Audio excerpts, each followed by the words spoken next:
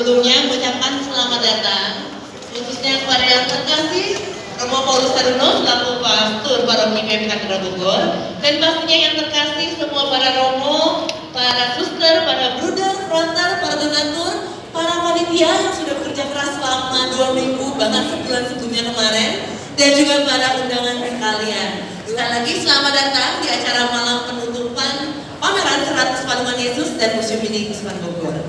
Hari ini merupakan hari yang bahagia karena kita sudah menyelesaikan rangkaian acara selama kurang lebih 2 minggu di mana kita melakukan pameran yang mendapatkan penghargaan dari Puri karena berhasil melakukan pameran tidak hanya 100 tapi 155 palungan.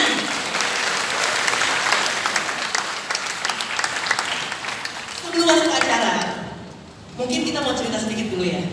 Kalau kita bicara soal palungan ini adalah sesuatu istimewa. Karena saya yakin ketika kita bicara palungan, kita lagi bicara mengenai kenangan Natal kita bahkan dari awal ingatan.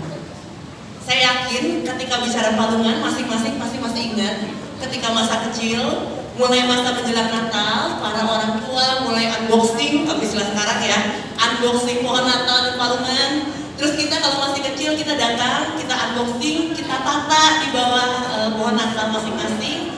Kemudian kita atur, kita hias dengan lampu-lampu Natal. Saya yakin semua di sini masih ingat kenangan itu ya? Masih? Masih. Ada yang mau cerita dikit gak? Kenangannya seperti apa sih? Masih ingat gak sih seperti apa? Mungkin biasanya kayaknya Romo Haruno ya, kayaknya kenangan masa kecilnya biasanya kan Natal itu melekat sekali. Masih ingat gak palungan pertama yang ada palungan gak sih yang disusun di bawah pohon Natal oleh keluarga bersama-sama?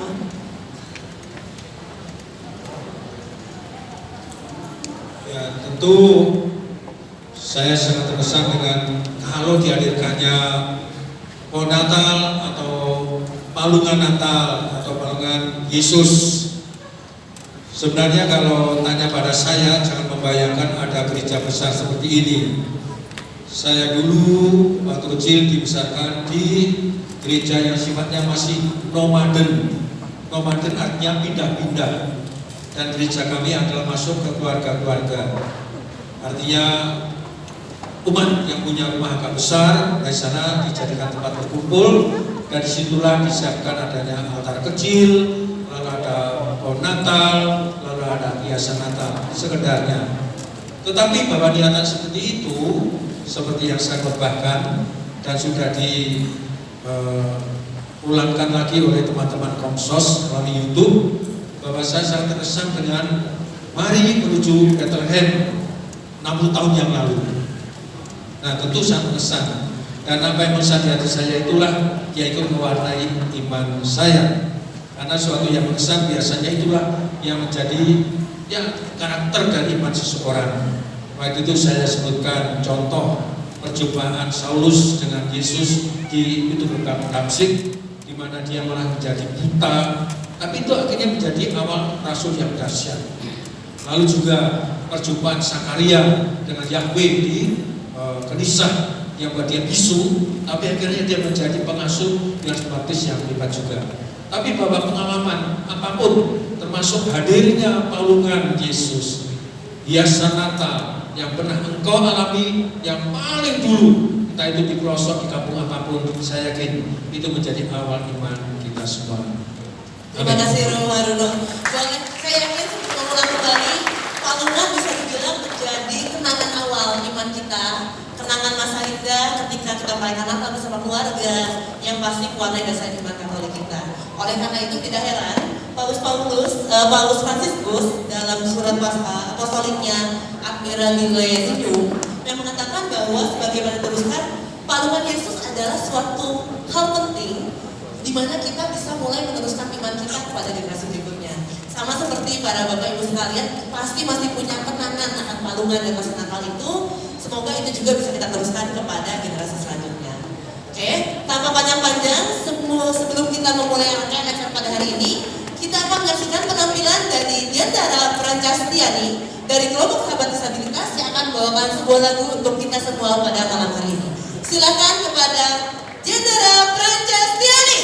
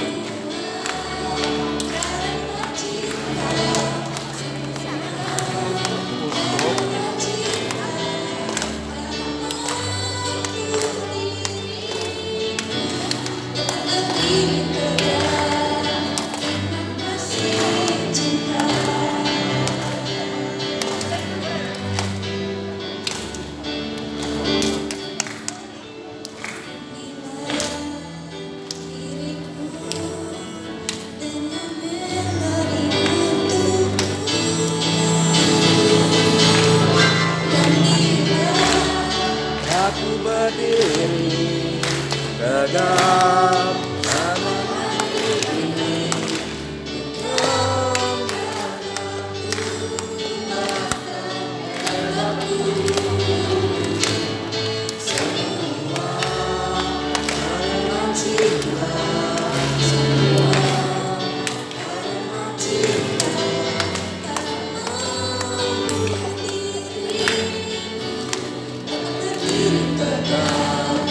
Terima kasih cinta.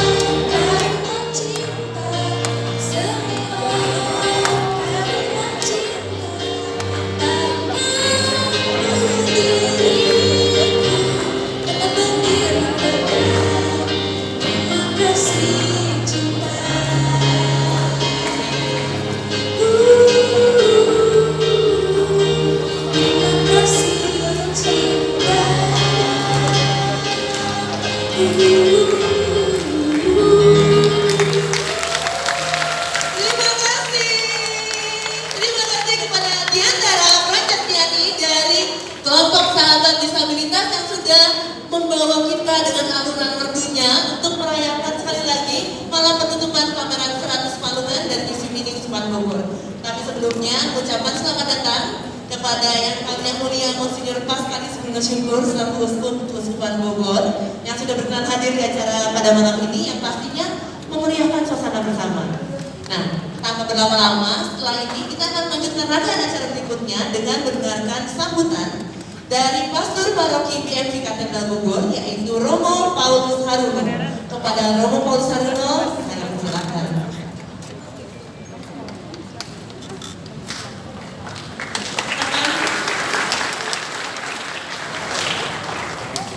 Yang mulia Bapak Uskup, Romo Alfons, lalu Pak Utoro, dan seluruh panitia Natal dari wilayah Bogor Utara dan segenap umat yang terkasih. Selamat malam.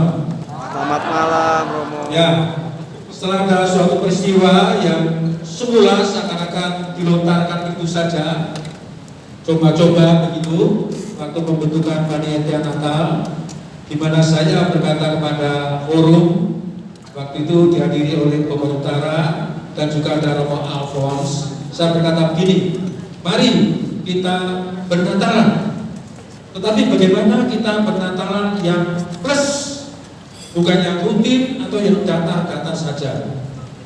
Lalu saya melontarkan adalah bagaimana selain kegiatan liturgis yang sudah kita awali dengan kegiatan yang sangat bagus, yaitu dengan AAP, dengan pertobatan pengakuan dosa, kita juga kegiatan liturgis ditambah juga dengan non liturgis yang bisa mengundang sekian banyak orang, entah yang Katolik bahkan mungkin yang bukan Katolik, yaitu ide dengan diadakannya pameran.